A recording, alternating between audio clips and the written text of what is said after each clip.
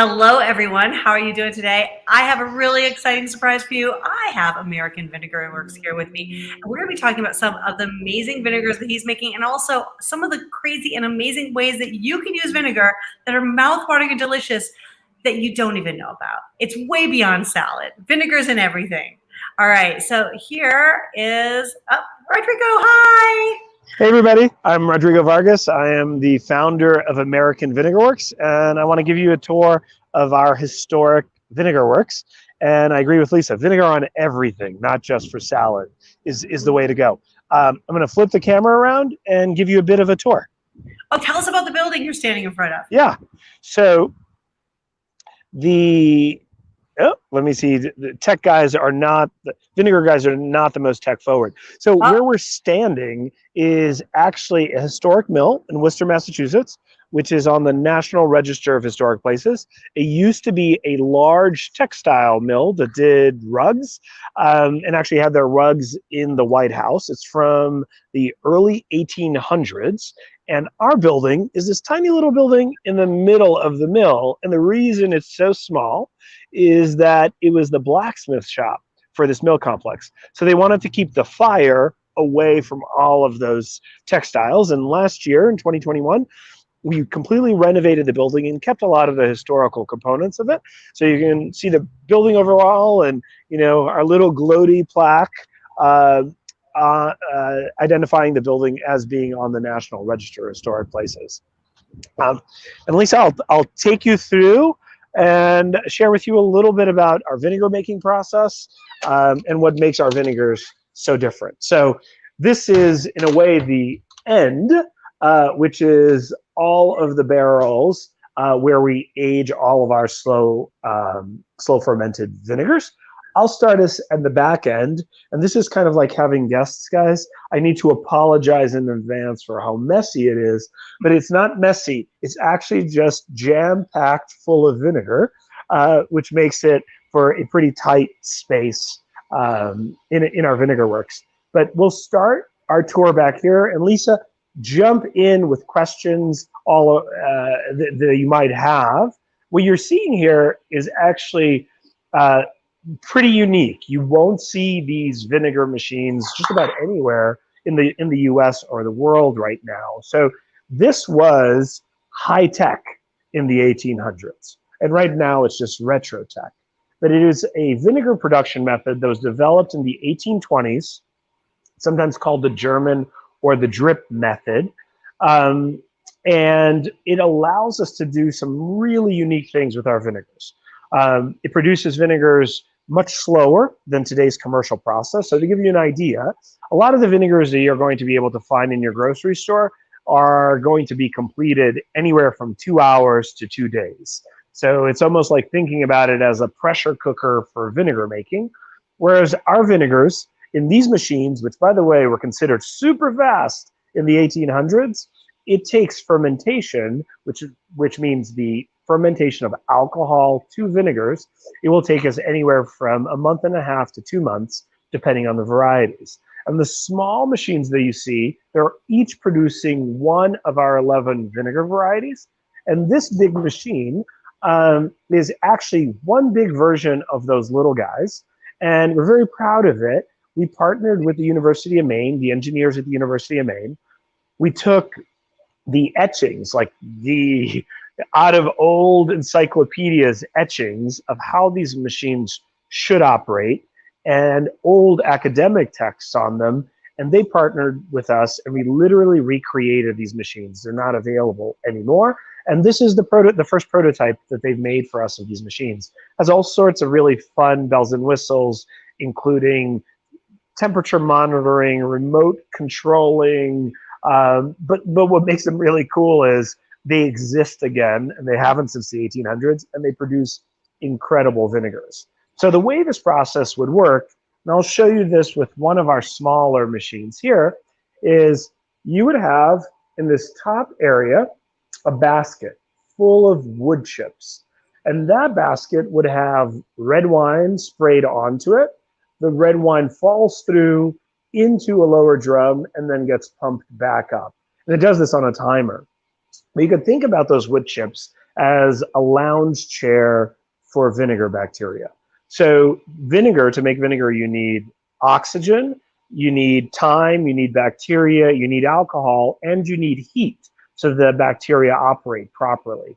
And by putting wood chips, which don't add any flavor, in the upper carriage, what was discovered in the 1800s was you could expose your vinegar to a greater amount of oxygen and therefore increase the speed at which you were making vinegar. But again, the increasing of speed is really a contextual play here, because, as I mentioned, our vinegars are a month and a half to 2 months. And after they're done fermenting here, they will make it into different storage points. So I like to joke that Leaky Leroy here and I are the only two foreigners in our vinegar works. And the reason I joke about that is, as many of you know, we make vinegars that have a sense of place. So we take craft American beers, wines, ciders, and rice wines and turn them into craft American vinegars. And in this way, we're really trying to focus on creating vinegars that reflect the craft alcohol movement in the US. So most of the things in here are US sourced and US aged barrels. This guy, however, is an old fooder that came to us from France. And for those who might not know, I came to us from Portugal. So I'm originally from Portugal, and that's where my family makes wine and how I got into food and everything sort of alcohol and so food related. So after the apple cider is fermented in one of our large fermenters, it makes it into Leaky Leroy, and it ages here for an additional 4 months to a year, so that the vinegars can really mellow and create the unique flavors of our vinegars. I'll take you through the front area, and again, pardon the mess. And here you could see all of our smaller barrels.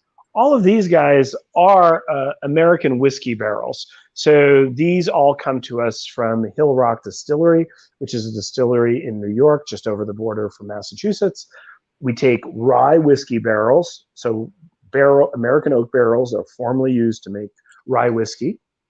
And we age all of our vinegars in these or in Leaky Leroy. And what barrel aging does is it doesn't give it a wood flavor in any way. It's actually just allowing the vinegars to mellow further. So if you've had our vinegars, you'll notice that they are not necessarily leading with acid. Acid is a key component of vinegar, but they have much more nuanced flavors. And the way we achieve those nuanced flavors is by the quality of the alcohol that we use, slowing down fermentation relative to commercial fermentation methods, and then barrel aging the vinegars for several months. After they have staged in our barrels and have aged properly, which we generally do by taste, but there'll be a minimum of 4 months to 6 months with some of the vinegars that need longer staging, a bit longer. We then bottle everything by hand. We have some program participants from a local nonprofit called the Mercy Center that come in each week, several times a week, and they do all the bottling and hand labeling and hand batching for our program. And as a plug for the Mercy Center, if you're inclined to donate and to find different organizations to support, they work with adults with developmental disabilities and create work programs like this, where these adults can be paid and can find fulfilling work. So it's the Mercy Center in Worcester, Massachusetts. They are part of Catholic Charities. And if you're interested in making a donation, I'm sure they'll be more than happy to take your donation. And that's basically a quick view of our Vinegar Works. And Lisa, I will stop yapping and see what questions you might have. Oh my gosh, that is amazing. I knew a little bit of your story beforehand, but I'm so excited to see it and see your new facility, which I hadn't seen yet. So exciting, and what great stuff. And I have to tell you, the important part is the end result, which is really, seriously, the best vinegars I've ever had in my entire life. And I mean, just amazing. And so many different kinds. I thought we'd talk a little bit today about the different kinds of vinegar you have Yep. and some of the amazing uses for them.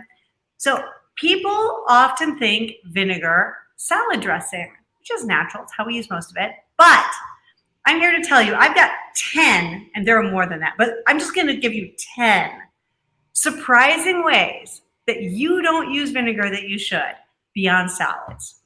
Okay, number one, and I'm going to show you the vinegar from yours that I really love to do this with, is a pan sauce, a deglazing a pan.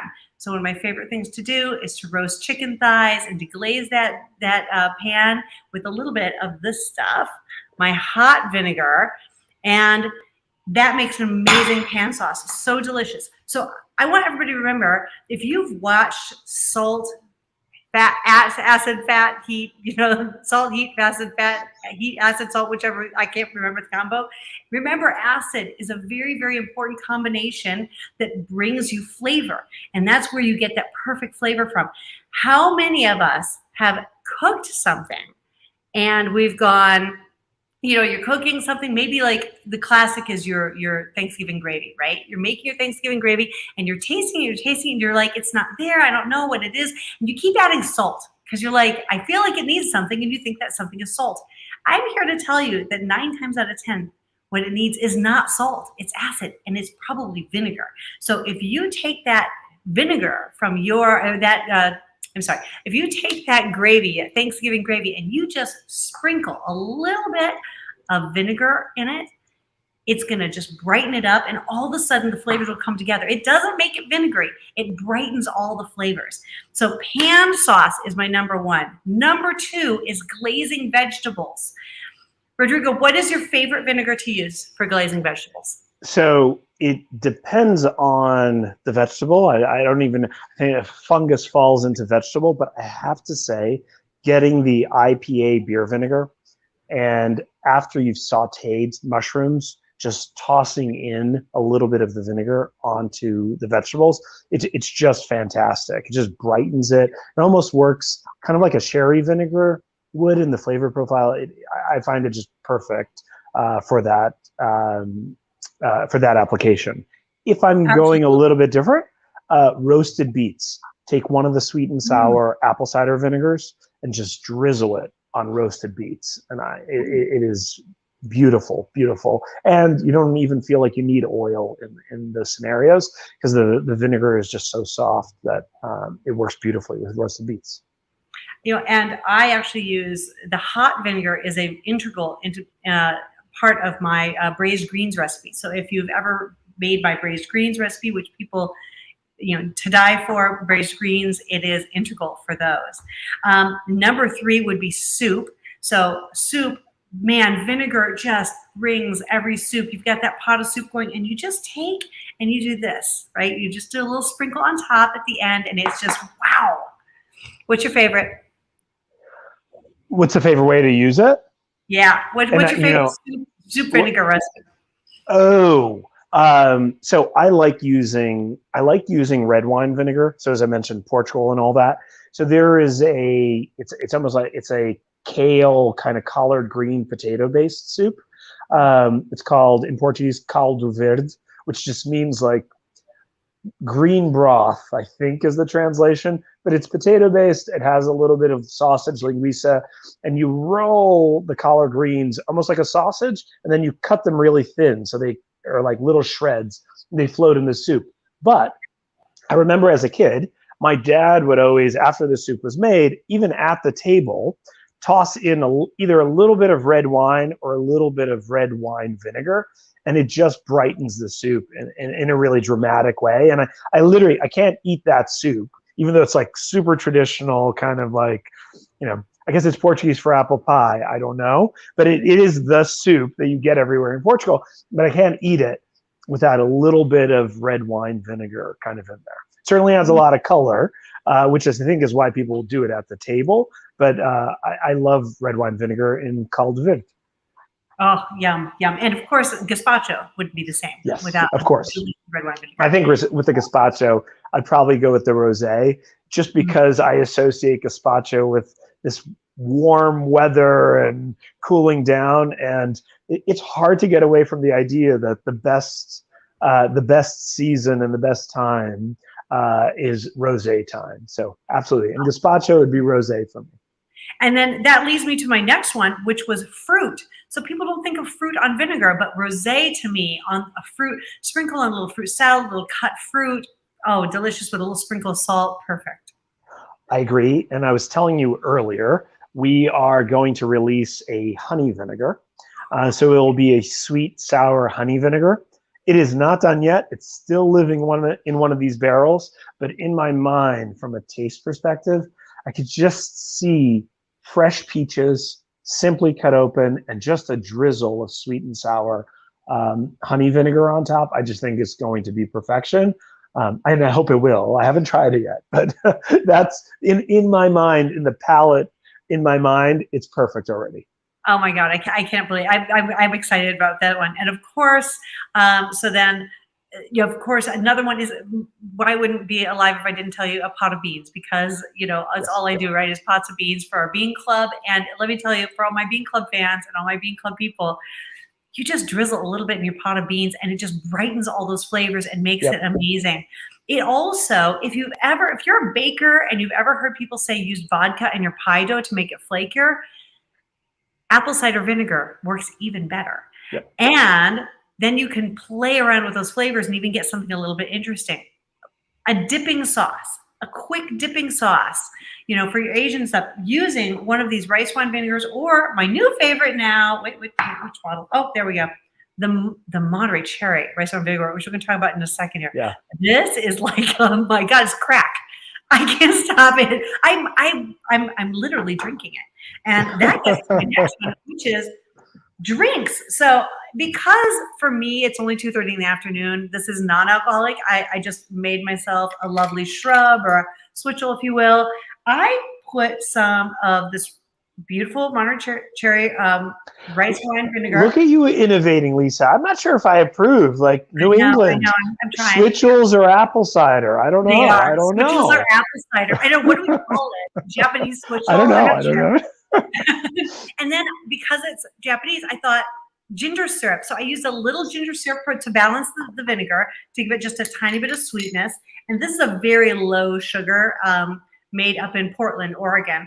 So this one's really low sugar. So it's not super sweet. It's just a tiny bit of that. You're getting ginger with the cherries and a little tart, a little sweet, a little sparkling water. And I garnished it with a little bit of my basil flowers. So fancy.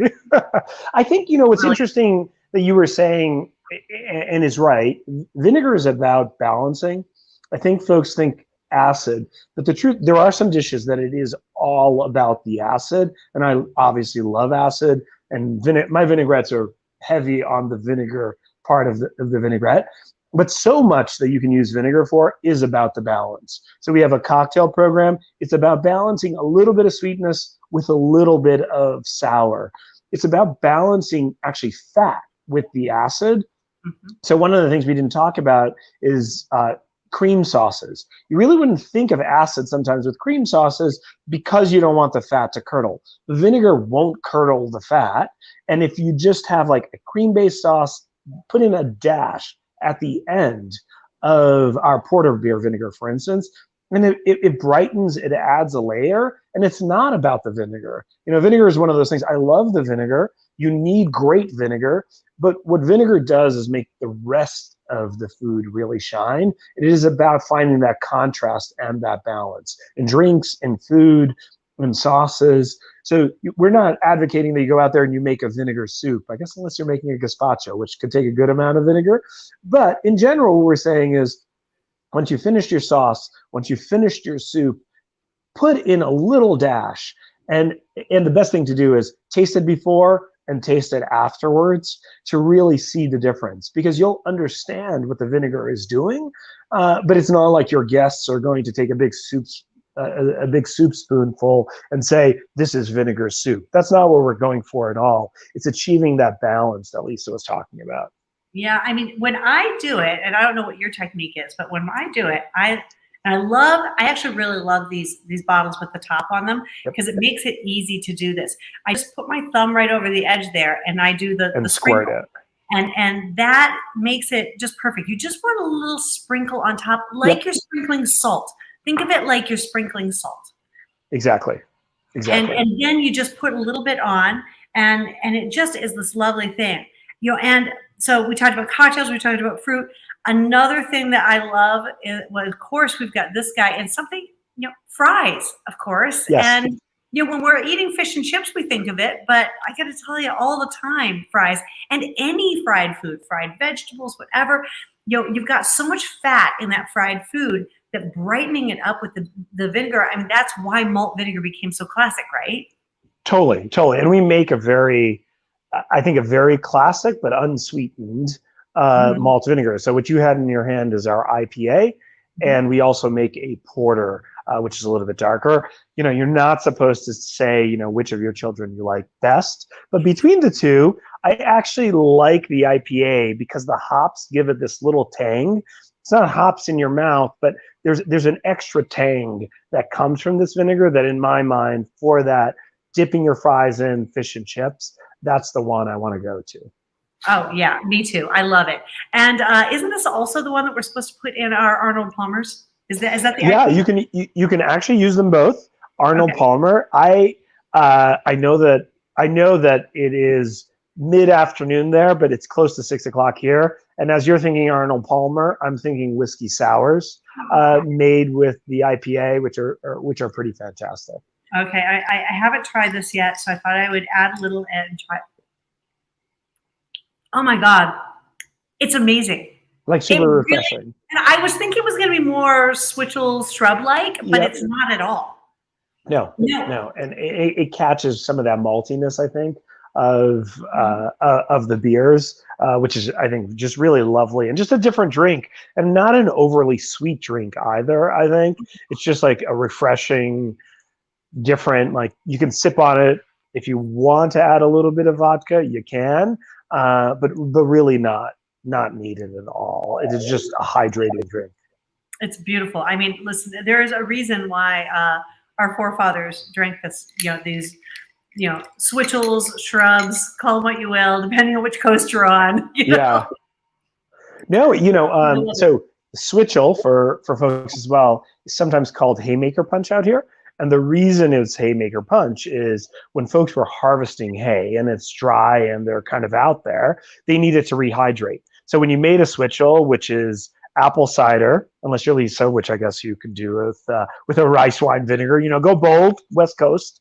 Apple cider, a little bit of fresh grated ginger, some maple syrup or molasses and water. You let that all soak through, and it's incredibly refreshing, but it's also really rehydrating. So Haymaker's Punch, because these guys and gals needed to hydrate as they were out there kind of working. And it's a very traditional drink, in particular in Vermont and bordering New York.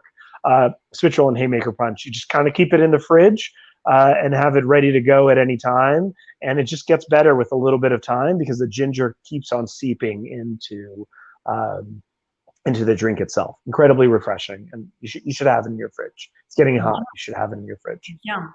And of course, shrubs, shrubs are another, kind of variation takeoff on that, where it's a vinegar with water and usually some sort of a sweetener of sorts, sometimes a fruit juice, often a fruit juice.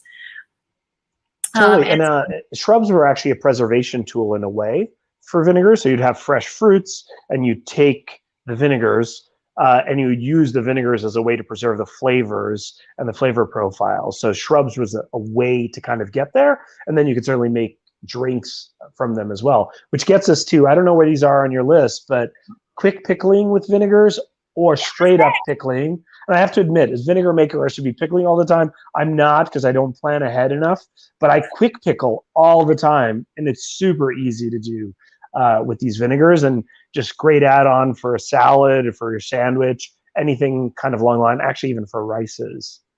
Alice Waters has this technique that she uses that I love. I've started adopting, where if you are making a salad dressing, I know we talked about vinegar-free Southern salad. But if you are making salad dressing, Yeah. one of the great things to do that I've been doing is, you chop up your shallots or your garlic, whatever it is you're putting in. A lot of times for me, it's shallots, and you take the vinegar that's going to be in your dressing and you just soak those in the vinegar for your dressing. And so they essentially are doing a little bit of a quick pickle on the shallots, which just delivers more flavor to the dressing and more flavor to everything. And then you've got the vinegar kind of infused in your shallots. So it just is like as beautiful. It's an amazing thing. Thank you, Alice Waters, for teaching me that. And so I've been doing that too. And for whatever I choose to make out of it. And let me see, I think we've actually gone through all 10. That was it. That was our 10 for vinegar. And I'll tell you what, I saw this cherry vinegar. We're going to talk a little bit about a recipe that I haven't put on the website because it's not really my recipe. I've got to say, I got the email from it was Bon Appetit. Bon Appetit sent an email out with this beautiful stone fruit salad that they did with rice wine vinegar and furikake. Well, furikake is seaweed sprinkles, which is also from Maine, right there. Woohoo, New England. Woo, woo. New England. And I was like, wait a minute. I bet I could take their salad and I could make it even better. So what we do is you take some nice slices of stone fruit, peaches, nectarines, what have you. I happen to have some gorgeous peaches here Wow. from my farmer's market this weekend because it is the height of peach season here. I don't know about where you are, but they are just... People in California are always, it's the height of every fruit season out there. You guys have an embarrassment of riches. But come talk to me in the fall. It's lovely out here. I know, it's very true. We've got these gorgeous stone fruit in the markets right now, and I think most of the country has stone fruit. And so I picked up some nectarines and some peaches. I'm just going to cut some small slices here, throw them on my plate. And then this is the easiest salad, and I've got to say, it's so delicious and so summery and light and wonderful. Now, they made it with a ricotta saldo, which is a hard ricotta cheese. I didn't feel like it needed cheese. If you did, you could throw that on there. I don't feel like it needs its cheese. I feel like it's really good without. Lisa, show us. Let me see here. Can I even get that? Yeah, looks good. Okay. Well, it looks like fruit on a plate, but I'm sure it will look good. I'm sure it does. I'll show you this. So then I've got just some sesame oil, toasted sesame oil, and to that I'm going to add the yummy the cherry rice wine, because that is just such a unique flavor, and just the smallest pinch of salt, because I'm going to put furikake on here, and just mix those up.